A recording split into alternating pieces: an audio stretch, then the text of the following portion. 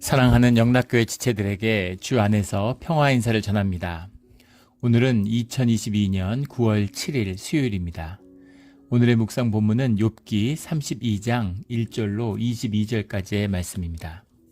오늘 본문 말씀 32장 1절부터의 말씀은 이렇게 시작합니다. 욥이 자신을 의인으로 여김으로 그 세 사람이 말을 그치니 2절에 람종족 부스 사람 바리겔의 아들 엘리후가 화를 내니 그가 욥에게 화를 내면 욥이 하나님보다 자기를 의롭다 하며 엘리후의 이야기가 이제 시작되는 것이죠. 엘리후나 이제까지 31장까지 오도록 그 존재가 있었는지에 대한 언급조차 없었는데 엘리후가 이제 그 자리에 함께 있었음을 또는 여러 사람들이 함께 있는 자리에서 벌어진 변론이었다고도 상상해 볼 수 있겠죠. 근데 그 친구가 대표적으로 이야기를 했는데 그런데 그들이 말을 그치니 더 이상 이야기가 없이 침묵의 시간이 있었다는 겁니다. 욥이 강경하게 욥의 입장을 펼치니까 친구들이 침묵하고 있는 거죠. 그러자 엘리후가 드디어 제 이야기를 시작한 것이죠. 굉장히 긴 32장부터 37장까지 이어지는 엘리후의 긴 변론이 이제 시작되고 있습니다. 엘리후의 변론의 핵심은 그것이에요. 하나님의 고난의 의미가 무엇인가라는 거죠. 우리 33장 17절에 가면 그 의미가 분명한데 이는 사람에게 그의 행실을 버리게 하려 하시며 사람의 교만을 막으려 하심이라.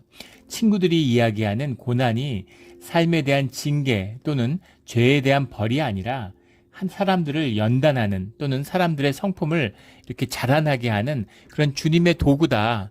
그것이 사실은 엘리후가 정확하게 이야기하는 이 긴 이야기의 핵심적인 이제 주장인 것이죠. 2절에 람종족 부스 사람 발리겔의 아들 람과 부스라는 이름은 성경에서 종종 나오는 것이죠. 근데 바라겔의 아들 엘리후라는 이름 자체가 엘과 후가 붙은 거예요. 후는 그라는 뜻이죠. 히 이런 말이고 대명사고 엘은 하나님이잖아요. 그래서 엘리후라는 건 he is my God 이런 거죠.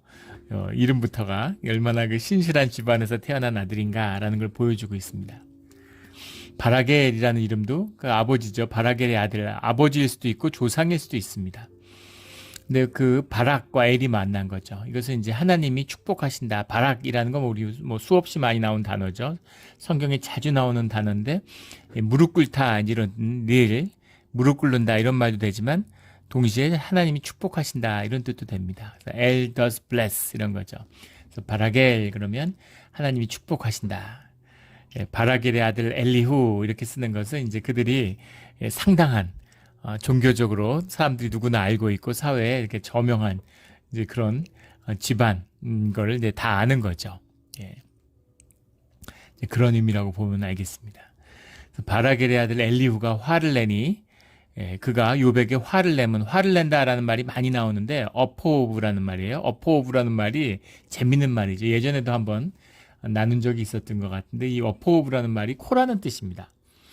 이 화를 낸다라는 말이 이제 직역을 하면 burn his nose 이런 거죠. 코를 불태운다 이런 말인데 코에서 불이 나는 거예요. 재밌잖아요. 우리 그 만화 같은데 화나 싸는 표정 지을 때 이렇게 코를 시뻘겋게 그리고 코에서 불이 나는 것처럼 이게 그리는 이제 그런 카툰 같은 게 있죠. 그런 것처럼 코에서 화를 내는 겁니다. 코에서 연혼한 단어인데 욥에게 화를 내면 욥이 하나님보다 자기를 의롭다 하며 욥이 자신의 의를 하나님 앞에서 드러내려고 하는 것 이것이 이제 엘리후를 거슬린 거죠.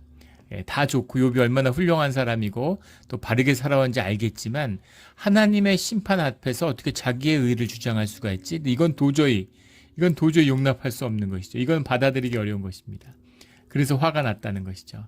또 하나 화가 난 이유가 있는데 3절에 또 새 친구에게 화를 내면 그 욥과 이제까지 변론을 했던 친구들에게도 화가 났다는 거죠. 그들이 능히 대답하지 못하면서도 욥을 정죄함이라. 정당한 이유 그 변론에 대한 그 욥에 대한 정당한 반박도 하지 못하면서 그러면서 무턱대고 욥을 정죄하려고 드는 것 그런 것이 이제 못마땅한 것이죠. 그거는 바람직하지 않다라고 보는 겁니다. 새 친구보다는 엘리후가 좀 나은 거죠. 엘리후의 변론은 친구들의 변론은 말할 필요가 없을 것 같습니다. 이것은 정확히 이제 반박될 수 있는 것이죠. 그러나 엘리후의 변론의 의미가 무엇인지라는 건 깊이 들여다볼 필요가 있어요. 왜냐하면 37장까지 끝난 다음에 38장부터 하나님의 직접 말씀이 욥에게 임하죠. 근데 욥을 책망하는 말씀이 임해요. 근데 친구들이나 엘리후를 책망하지 않습니다. 물론 그 의미가 무엇인지는 좀 새겨볼 필요가 있겠죠. 예, 뭐 야단도 아무나 맞는 게 아니죠. 예, 야단을 맞는다는 건 자녀를 야단치는 거예요. 예. 야단칠 필요가 없으면 야단을 치지 않죠. 그 야단을 맞는다는 것이 야단을 안 맞았다고 해서 잘못한 것이 없다 이런 의미가 아니라 야단을 맞을 하나님의 야단을 친다는 건 엄청난 것이죠. 하나님의 징계를 직접 받는다 이거는 엄청난 것입니다. 세상에 뭐 찾아다니면서 무슨 잘못하는 사람마다 벌 주고 이러지 않으시죠? 그럴 필요가 없어요. 그 삶 자체가 저주인데 뭐하러 따로 저주를 주겠습니까? 예. 그런데 그 의미가 무엇인지에 대해서 이제 깊이 이제 우리가 본문을 이제 새기면서 찾아가 봐야 되겠죠. 예. 능히 대답하지 못하면서도 무턱대고 욥을 정죄하는 친구들에게 들으면서 또한 화가 났다 이런 겁니다. 4절 엘리후는 그들이 자기 나이가 자기보다 여러 해 위임으로 욥에게 말하기를 참고 있다가 세 사람의 입에 대답이 없음을 보고 화를 내니라. 이 얘기를 듣고 참고 계속 들었는데 그랬는데 더 이상 아무 침묵이 없고 그리고 더 이상 반박하지 못하는 친구들을 보고 더 이상 참지 못하고 화가 나서 이야기를 시작했다는 거죠. 6절에 부스 사람 바라겔의 아들 엘리후가 대답하여 이르되 나는 연소하고 당신들이 연로함으로 뒷전에서 나의 의견을 감히 내놓지 못하였노라. 감히라는 말이 자할티란 말인데 이게 두려워하다 이런 말입니다. 두려워서 그런 경계함으로 뭐 가부장적인 사회고 농경사회는 어디나 가부장적이고 연장자를 우대하는 이제 그런 사회죠. 농경문화라는 건 시대가 쌓일수록 세월이 연수가 쌓일수록 세상에 대한 깊은 통찰과 지혜가 늘어나잖아요. 그 세상이 변하지 않으니까 노인이라는 건 곧 지혜의 상징이 되는 거죠. 근데 지금은 사회가 계속 바뀌잖아요. 혁신하는 사회, 모든 것이 바뀌니까 나이가 들면 벌써 뭐 무능하고 뭔가 능력이 없고 이런 의미로 이제 의미가 완전히 바뀌었죠. 젊은이들의 시대가 됐잖아요. 사회가 급변하기 때문입니다. 예, 뭐 휴대폰, 뭐 컴퓨터 이런 걸 하는데 정신이 없어요. 얼마나 빨리 바뀌는지. 신기한 건 아이들은 그런 걸 너무너무 잘하죠. 금방금방 합니다. 예, 그래서 애들한테 이런 걸 좀 물어보면 와서 그냥 간단하게 가르쳐 주면 되는데 애들이 다 해주려고 그러고 와서 완전히 완전 노인 취급을 해요. 전혀 설명해줘도 알지 못할 거라고 생각하는 거죠. 예. 예전에 그런 공대 교수님한테 그런 얘기를 들었는데 안타까운 일이죠. 하도 과학이 급변하고 발전을 하니까 30대 전후 또 20대 25살이면 박사학위를 받는데 23살, 24살 이럴 때 박사를 받는다는 거예요. 근데 박사 논문을 이렇게 제출하는데 그 박사 논문을 30대 초반까지는 알아듣는답니다. 근데 40대만 넘어가도 50대 이런 분들은 아무리 설명을 해줘도 그분이 꾸준히 열심히 공부해오지 않았다면 도저히 따라가지 못한다는 거예요. 납득시키고 이해시킬 수가 없다는 겁니다. 그래서 미국은 교수 정년이 없죠. 한국은 65세 정년인데 이게 문제가 심각하다. 예. 그 학부생들, 대학원생들 중에서 가장 바보 같은 애들보다도 수준이 떨어진다고. 예전엔 짱짱하던 분이 있지 않겠어요? 그런 시대가 된 거죠. 어떻게 이해해도 따라오지 못한다는, 납득하지 못한다는 거예요. 그 논문 심사 그럴 때마다 굉장한 어려움이 있다고 이런 얘기를 들은 적이 있어요. 근데 이건 이제 전통사회니까 전통사회에서는 연장자들이 이야기하면 이제 조용한 거죠. 제가 신학하기 전에 동양 철학을 했는데 동양학은 뭐 한국이나 제가 뭐 한국, 중국, 일본 다 가서 공부해 봤는데 똑같습니다. 분위기가. 예. 교수 회의를 해도 마찬가지예요. 그때 우리 과에 단과대학 안에 우리 같은 이 동양학을 하는 분들이 한 20명 됐어요. 동양철학 교수님들이. 그때는 지금은 뭐 굉장히 줄었다고 들었는데 그때만 해도 뭐 20몇 명 이렇게 됐습니다. 학교가 이제 굉장히 그 분야 동양학 연구가 컸는데 근데 회의를 하면은 왜 회의를 왜 할까? 한 20분이 이렇게 모였는데 제일 나이 든 교수님이 이렇게 한마디 하십니다. 그러면 그 다음에 두 번째 나이 많으신 분이 이제 조금 줄여서 간단하게 이야기를 해요. 세 번째 나이 든 교수님한테 뭐 할 얘기 있느냐? 그러면 늘 세 번째 나이 든 교수님은 제가 무슨 할 말이 있냐고 아무 말, 저는 뭐 할 말이 없다고 이렇게. 그러면 그럼 누구 할 말 있느냐? 그럼 아무도 얘기를 안 합니다. 그러면 오늘 회의는 여기서 마치겠다고. 그냥 뭐 이메일로 하든가. 예. 그리고 항상 똑같은 형식으로 아무도 이야기를 하지 않는 그런 거죠. 예전엔 교회도 그렇다고 그러죠. 제가 한국에서 섬겼던 교회도 지금은 뭐 거의 뭐 90년 가까이 돼가는, 그때 뭐 지금은 뭐 거의 90년 가까이 된 교회죠. 오래된 교회인데 그 원로 장로님이 그런 말씀을 하세요. 처음으로 장로님이 되셔갖고 5년 동안 한마디도 당회에서 한마디도 안 했는데, 교회가 규모가 있으니까 장로님들이 이제 여러분 되시는 거죠. 5년째 처음으로 한마디 했다가 그 장로님들한테 엄청 혼나고, 또 원로 장로님들한테 불려다니면서 야단 맞고 그러면 안 된다고.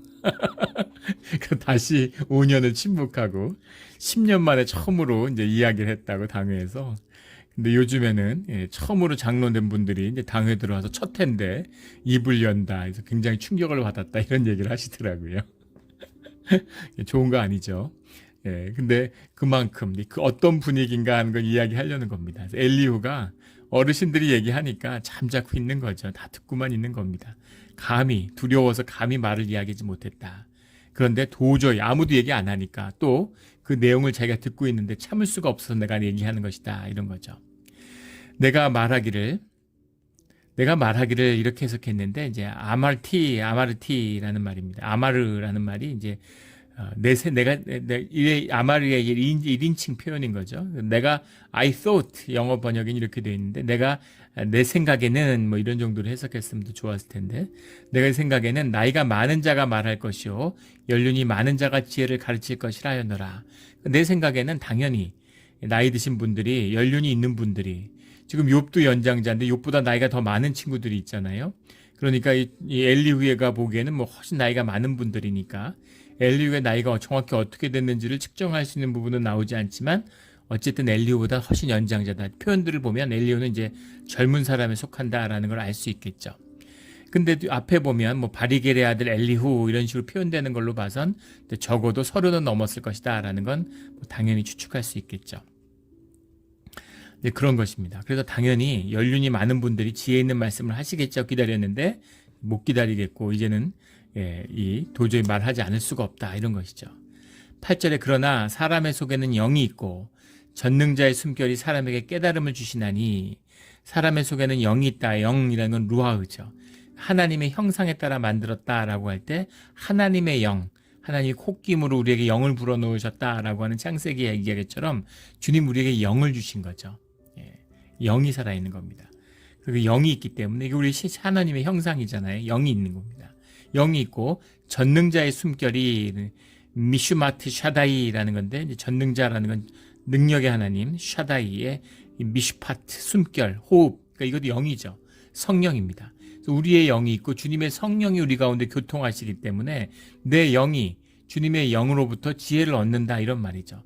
깨달음을 주님이 주셨기 때문에 그 깨달음, 주님이 주시는 깨달음이기 때문에 나이를 뛰어넘어서, 경륜을 뛰어넘어서 내가 증거할 수 있는 주님의 말씀, 주님의 지혜가 내 안에 있다라는 이야기죠. 9절에 어른이라고 지혜롭거나 노인이라고 정의를 깨닫는 것이 아니니라, 이렇게 말투가 이렇진 않았겠죠. 아닙니다 이랬겠지, 아니니라 이런 식으로 얘기하지 않아요. 번역을 이렇게 한 것이죠. 어른이라고 하는 말이 이제 라빔이라는 말인데, 어른이라는 해석은 괜찮은 것 같습니다. 라바브에서 왔어요. 라바브라는 단어가 이제 영어로 하면 become many, 뭐 become great, 이렇게 커지고 세지고 이런 게 라바브입니다. 그래서 이 히브리어 중에 여기서 파생된 유명한 단어가 라부라는 말이죠. 라부가 이제 두목, 지도자 이런 걸 라부라고 그래요. 근데 그 네팔 선교사님이 이제 가르쳐 준 건데, 네팔어에 틸로만체라는 말이 있는데, 이제 우리말로 하면 거물 같은 큰 사람 이런 뜻인데, 예전에 개혁 개정 이전에 개혁 한글에서는 이걸 대인이다, 큰 사람이다 이렇게 해석을 했습니다. 어른 뭐 괜찮겠죠. 대인, 이런 큰 지도자 이런 의미입니다. 대개 지도자들은 나이 있는 어르신들이었을 테니까 겹치는 거죠. 그래서 어른이라고 지혜롭거나 노인이라는 건 이제 제케힘, 제켐이란 말이, 제켐이라는 말인데, 이게 자칸이라는 말에서 왔죠. 자칸이라는 게 예전에도 많이 나눴죠. 비어드, 수염을 말하는 겁니다. 노인들의 그 수염을 의미하는 거죠. 예. 그 그레이백 이런 거죠. 그레이백. 그 고릴라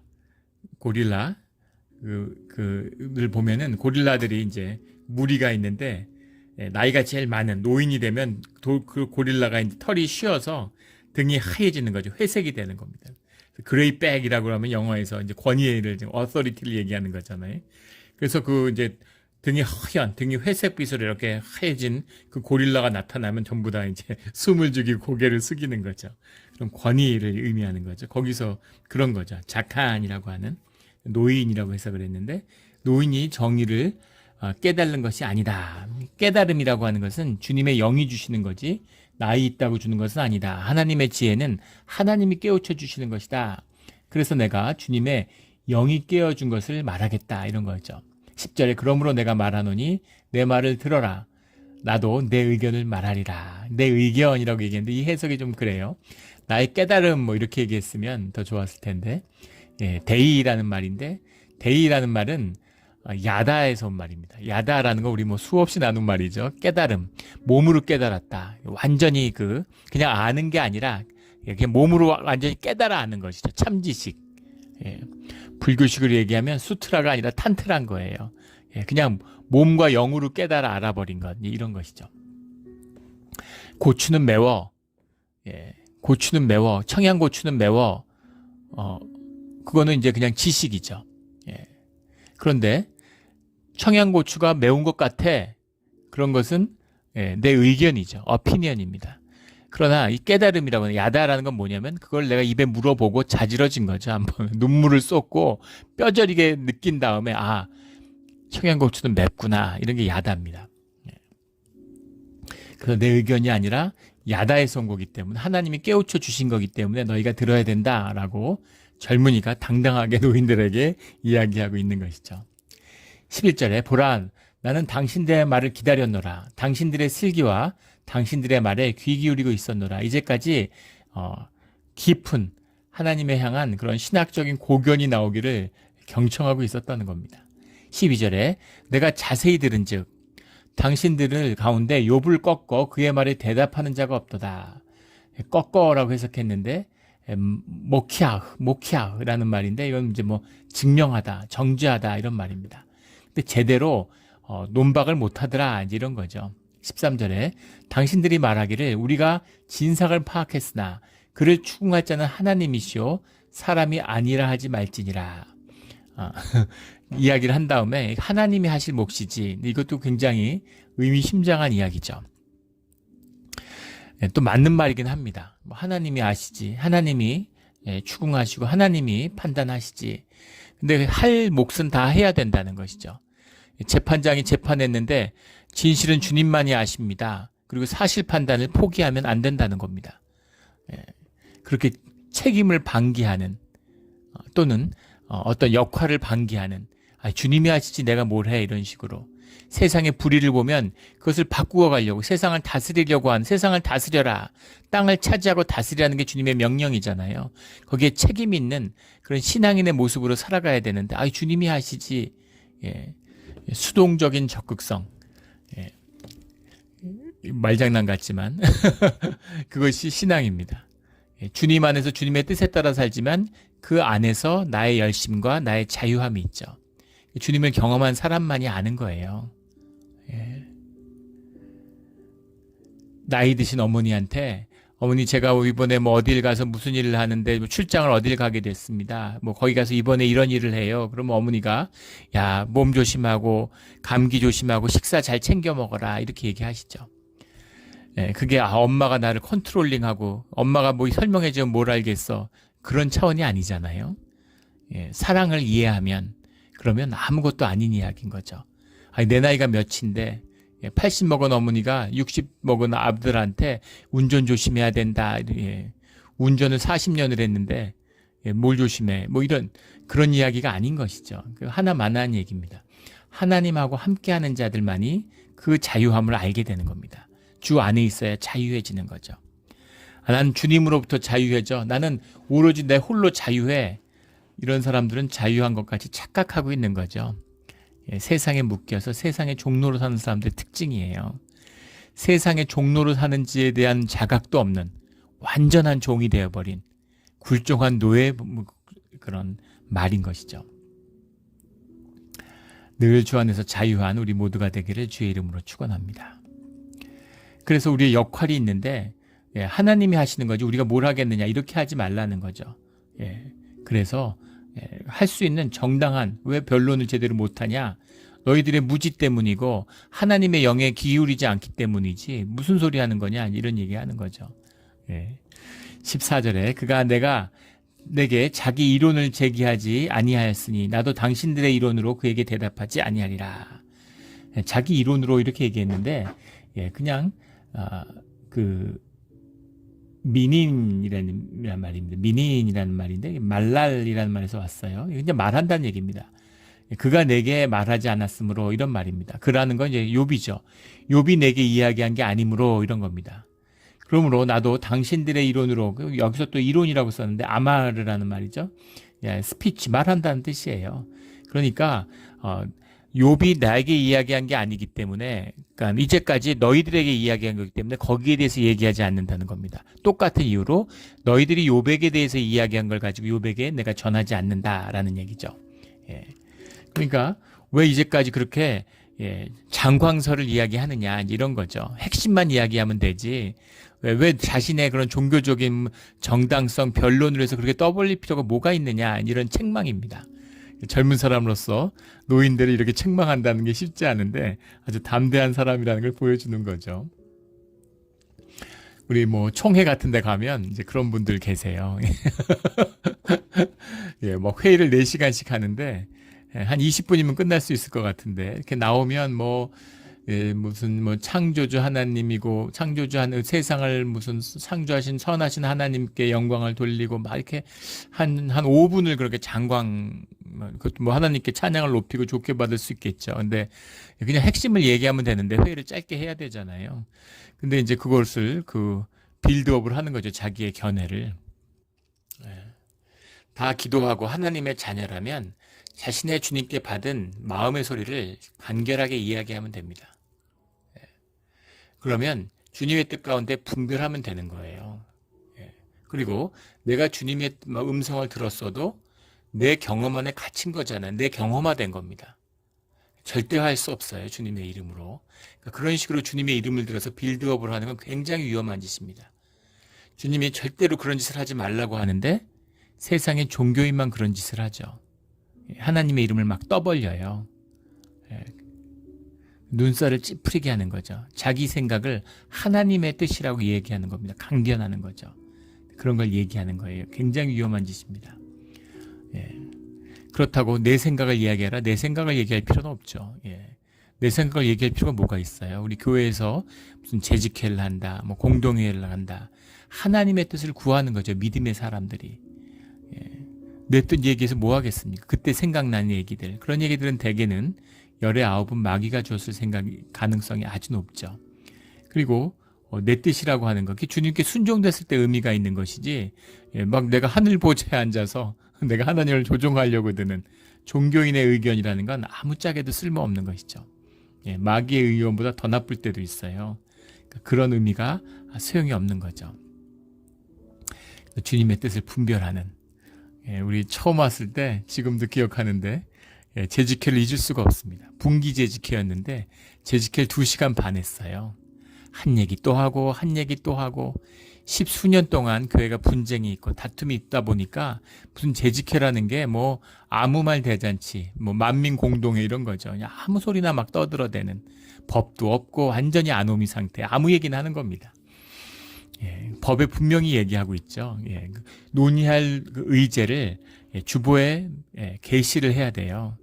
그것이 논의할 만한 주제인지. 근데 아무나 손들기로 해서 한마디 하면 또 저 사람도 손들고 한마디 하고 이런 아무 말 대잔치가 된 것이죠. 이제는 뭐 교회가 완전히 달라졌어요. 우리 지난 연말 재직회를 하는데 한 20분 했죠. 그랬더니만 끝나고 나니까 우리 장로님, 집사님 권사님 중에 그런 말 하시는 분들이 계시더라고요. 별 얘기도 없고 다 아는 내용인데 한 5분이면 끝낼 수 있는 거를 그걸 왜 그렇게 구구절절히 얘기해서 20분을 하냐 이런 얘기를 하는 분 걸 듣고 이제 교회가 제대로 잘 자리가 됐구나, 자리를 잡았구나 이제 그런 걸 느꼈습니다. 하나님의 뜻을 듣는 것이죠. 이것이 하나님의 사람들의 어셈블리 모임의 핵심입니다. 여기서 하나님의 모임, 하나님들이 얘기할 때 다 마찬가지죠. 우리가 교회에서 조심해야 되는 게 친교한다고 모여서 그래서 엉뚱한 세상 얘기를 하고 영을 어지럽히는 거예요. 마귀가 그런 얘기합니다. 막 자기 자랑하고 무슨 이런 자기 이런 거 막 떠벌리고 뉴스에서 들은 얘기 부정적인 얘기들 막 이런 얘기들 안 좋은 얘기들 영을 열고 왔는데 영을 열었는데 거기다 더러운 오문지를 막 던지는 것이죠. 그러면 안 돼요. 기도하고 마음을 열어서 삶의 진실을 나눠야 되는 겁니다. 종이 한 장 차죠. 어디까지가 진실이고 어디까지가 가십입니까? 주님께 내어드리고 기도하는 삶의 진실이 되어야 되는 것이죠. 우리 지난주에 커피 브레이크를 갔는데 토요일 날 새벽에 정말 막 눈물이 쏟아지는 눈물이 막 쏟아져서 말을 하기가 힘든 그런데도 웃음이 있고 그런데도 뭔가 따뜻한 것이 나누어지는 그런 시간을 가졌습니다. 그런 게 주님 안에서의 친교예요. 그런 친교는 자주 가질수록 깊이 가질수록 감사한 것이죠. 우리 늘 주님 안에서 진실이 나누어지는 신앙의 공동체가 되기를 주의 이름으로 축원합니다. 15절에 그들이 놀라서 다시 대답하지 못하니 할 말이 없음이었더라. 그러니까 엘리후의 그 다음에 변론이 이 모든 논의를 압도했다는 것이죠. 16절에 당신들이 말없이 가만히 서서 다시 대답하지 아니한 즉 내가 어찌 더 기다리랴. 나는 내 본분대로 대답하고 나도 내 의견이라고 하는 건 이제 대의라는 거죠. 야다에서 온 내 의견이 아니라 내 오피니언이 아니라 나의 깨달음을 이야기한다는 겁니다. 내 깨달음, 주님이 주시는 주님의 음성을 내가 이야기하겠다 이런 것이죠. 18절에 내 속에는 말이 가득하니 내 영이 나를 압박함이니라. 주님의 영이 주신 주님의 말씀이 나에게 말씀을 토해내도록 한다 이런 이야기입니다. 19절에 보라 내 배는 봉한 포도주통 같고 내 배라는 건 이제 비트니라는 말인데 비트니라는 말은 영어로 하면 body도 되고 도 됩니다. 태도 되는 거죠. 또 배도 되고 그래서 내 몸속에는 주님이 주신 말씀이 가득하다 이런 이야기죠. 20절 내가 말을 하여야 시원할 것이라 내 입을 열어 대답하리라. 21절에 나는 결코 사람의 낯을 보지 아니하며 사람에게 영광을 돌리지 아니하리니 나는이라고 시작했는데 정확한 해석은 R이라는 말인데 I pray입니다. 영어로 하면 나는 이렇게 하지 않기를 기도한다라는 말이죠. 그러니까 주님의 말씀을 선포하는 거니까 나는 주님의 이름으로 주님 안에서 이렇게 되지 않기를 기도합니다. 이런 얘기예요. 사람의 낯을 보지 아니하며 낯을 본다라는 말에 이제 SR라는 말인데 영어로 하면 carry 옮긴다 무엇을 보여준다 show 이런 거죠. 이것이 얼굴과 만나면 이제 아첨하다 무엇에 비유를 맞춘다 이런 뜻이 됩니다. 근데 결코 그렇게 하지 않는다는 거죠. 22절에 이는 아첨할 줄 알지 못함이라. 여기서 아첨할 줄이라고 하는 건 이제 아카네라는 말인데 아카네라는 말은 이제 영어로 하면 flatter 그냥 말 그대로 아첨하다 이런 말이죠. 비유를 맞추는 거예요. 그런 것을 알지 못함이라. 로야다티라는 말인데 나는 이런 말을 애시당초 몰라. 나는 이런 걸 해본 적도 없고 아예 이게 뭔지도 몰라 이런 말입니다. 나는 아부라는 거를 이게 어떻게 하는 건지도 몰라 이런 얘기예요. 내가 친구들이나 또는 욥의 눈치를 보거나 그들의 비유를 맞추는 거 이런 일은 절대 있을 수 없다. 그래서 그리하면 나를 지으신 이가 속히 나를 데려가시리라. 내가 만약에 사람들의 비유를 맞추는 이야기를 하나님의 이름으로 전하는 것이라면 죽어도 좋다. 이런 얘기죠. 목숨을 걸고 이야기한다. 이런 겁니다. 주님의 말씀을 증거하려면 적어도 이런 자세가 돼야 되겠죠. 주님의 음성을 전하는 것이에요. 주님이 말씀하셨죠. 양은 목자의 음성을 듣는다. 내 양은 내 음성을 듣는다. 이렇게 말씀하셨어요. 주의 음성을 들어야 됩니다. 교회가 타락하고 그 종교화되다 보니까 무슨 신앙 음성을 듣는다 이런 무슨 막 뭐 이상한 얘기 같기도 하고 뭐 굉장한 얘기 같기도 하고 당연한 얘기죠. 살아계신 하나님의 음성을, 세미한 음성을 들어야 되는 것입니다. 그 음성이 우리의 삶을 인도해 주시는 거죠. 우리 그런 오늘 하루 우리 삶의 길이 되기를 주의 이름으로 축원합니다. 아멘. 함께 기도드리시겠습니다. 하나님 아버지 감사합니다. 주의 음성을 듣기를 원합니다. 우리 안에 내 생각이, 내 욕망이 가득해서 세상에 눈이 멀어서 주님의 음성을 듣지 못한 지가 오래입니다. 주님, 귀를 열어주시고 마음을 열어주셔서 주님이 주시는 깨달음, 주님이 주시는 인도하심을 받는 우리의 삶의 길이 되게 하여 주시옵소서. 오늘 하루가 그 시작이 되기를 원합니다. 감사하며 모든 것을 주님께 맡기며 예수 그리스도의 이름으로 기도드렸습니다. 아멘.